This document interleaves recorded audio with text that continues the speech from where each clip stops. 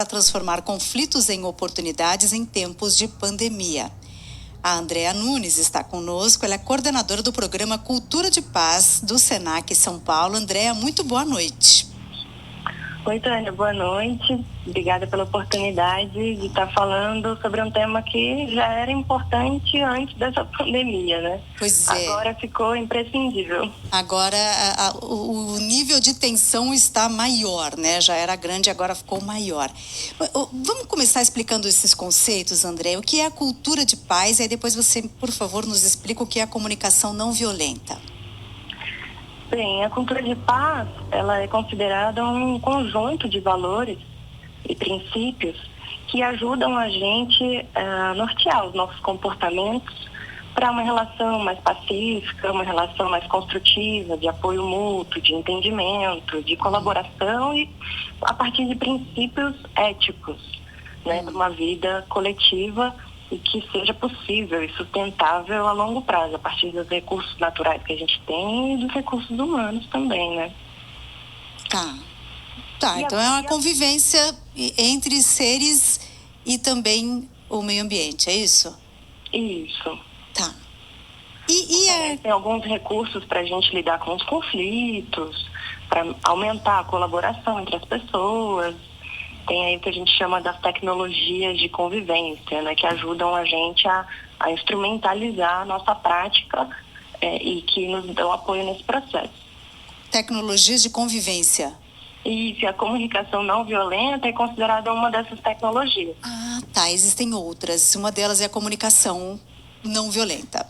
Isso, a gente pode considerar aí dentro dessas tecnologias o diálogo, né? Vou dizer assim, com D maiúsculo, porque ele abarca aí uma série de técnicas, de regras específicas. Não é só aquela conversação informal que a gente está acostumado, né? Mas com tempo de fala, com não interrupção, enfim, algumas regrinhas do diálogo. A gente tem aí a educação emocional, que nos ajuda também a compreender o processamento das nossas emoções, os momentos certos da gente tomar decisões, suprimindo ou expressando da melhor forma possível esses gatilhos emocionais que podem acontecer, antecipando eles.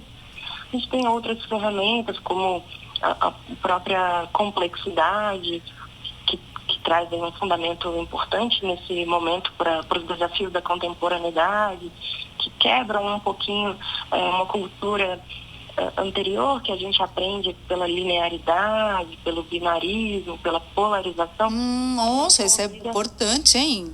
Que é olhar o mundo com as nuances. Exato, com toda a sua complexidade, com todos os fatores, as forças, as ameaças, ampliando o olhar para a diversidade de perspectivas mesmo, que tanto podem enriquecer a nossa convivência e a nossa produtividade, né, a capacidade de inovar, a nossa criatividade tem tudo a ver com essa diversidade, essa riqueza.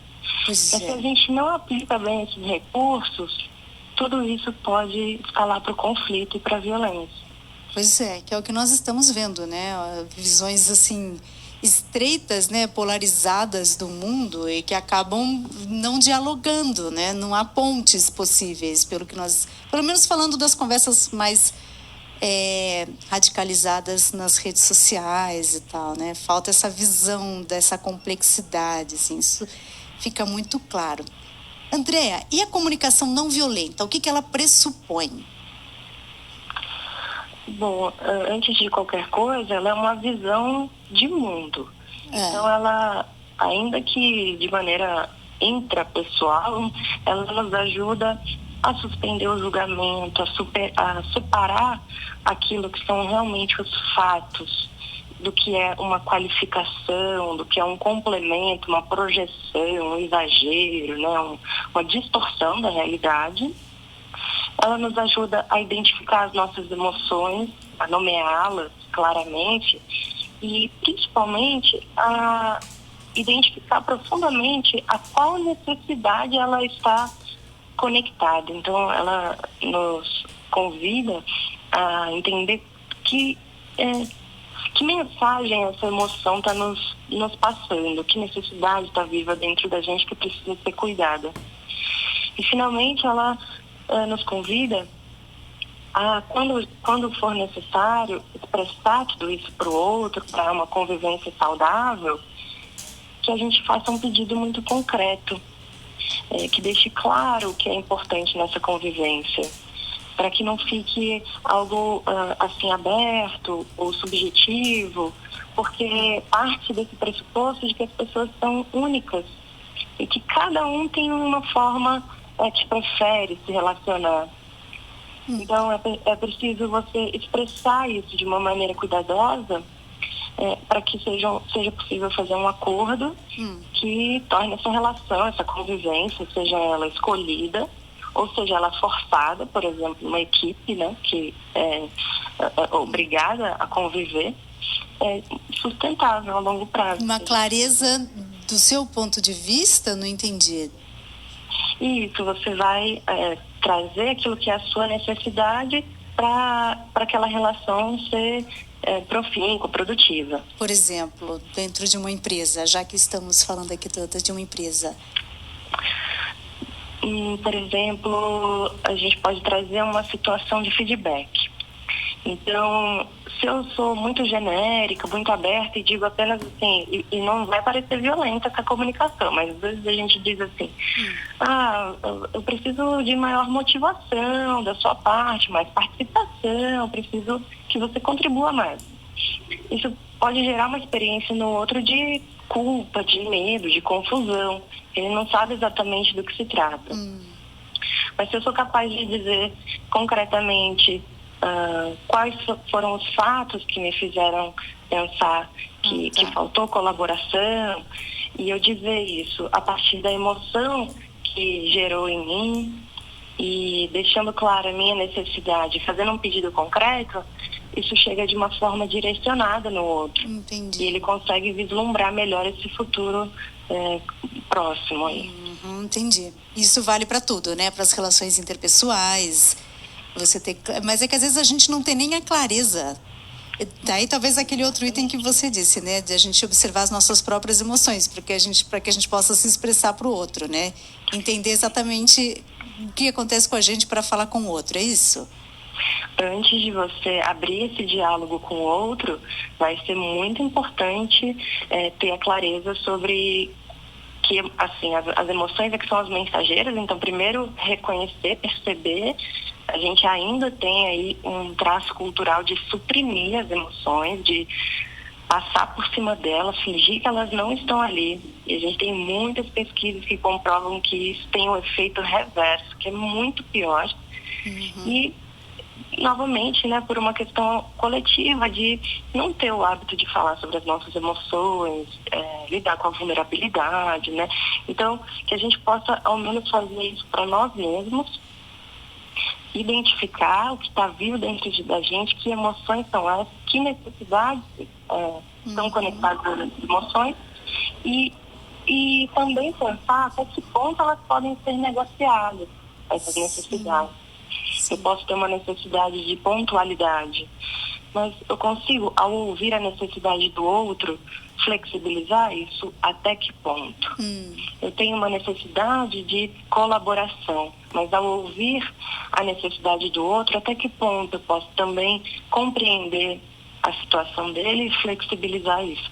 São necessidades que são inegociáveis. Então, numa relação, por exemplo, de violência já doméstica, por exemplo, né? Em que você faz uma tentativa de reconciliação, de melhorar uma primeira etapa, né? Quando a violência ainda não é física, né? A gente está naquele início dos relacionamentos tóxicos, você vai fazer um combinado para o futuro, então vale a pena. Já se coloca, né? Já, com firmeza, você traz a sua necessidade, e aí você vai dizer, por exemplo, que respeito, né? E não gritar, e não impedir que eu faça algo. É uma necessidade inegociável. Desde o início. Não abro mão disso. Exato. Aí já estabelece ali as condições do relacionamento, né? Perfeitamente. Muito bem, importante. A Isaura Ferreira pergunta aqui se a cultura de paz é aprendida, é trazida da família, é intuitiva, se em algumas circunstâncias ela é perdida.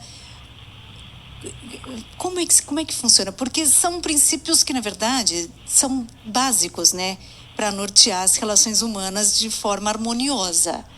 Mas, infelizmente, elas não se concretizam assim na prática, né, de forma tão natural. Porque, em alguns casos, para algumas pessoas isso é tão óbvio, né, que as relações têm que ser assim, com respeito ao outro, e outras pessoas precisam aprender, ou a gente aprende isso desde o início, a família, por exemplo, os valores que a gente aprende em casa, na escola, são fundamentais para que a gente construa essa cultura de paz. Ou é intuitivo? Algumas pessoas falam, mas isso é tão óbvio, né? Já nasci sabendo. Bom, a gente, até dentro do programa, temos um fundamento especificamente para falar sobre a condição humana. Intuitivamente, estou fazendo um paralelo com a ideia de naturalmente, né, biologicamente, de fato, o ser humano tem aí, vamos dizer assim, a circuitaria cerebral necessária e disponível para ser um ser empático, cuidadoso, colaborativo. Então, é a nossa natureza humana, né? Um bebezinho, ele não cresce sozinho, ele precisa do cuidado do outro. Então, isso evidencia a nossa interdependência como espécie. Então, somos uma espécie cuidadora da outra. A mesma coisa com os idosos, né? As pessoas não precisam de cuidados, né, quando chegam a uma certa idade. Então, elas somos dependentes, interdependentes. Mas tudo que a gente automatiza tem a ver com o que a gente aprende e o que nos rodeia de maneira permanente, ou repetidamente, que é através da nossa cultura. Por isso que chama uma cultura de paz. Porque a partir do comportamento de um que vai para o outro, que contamina o outro, que contagia, assim vai crescendo esses comportamentos, esses valores.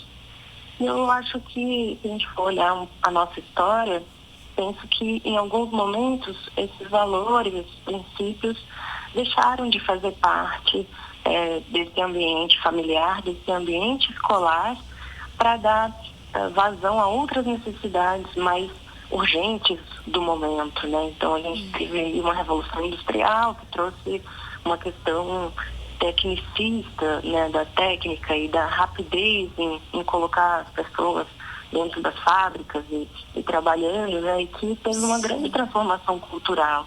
Então agora a gente é um pêndulo, né? Hoje a gente vê a falta que isso faz e vamos então em busca disso. Vamos nos humanizar novamente.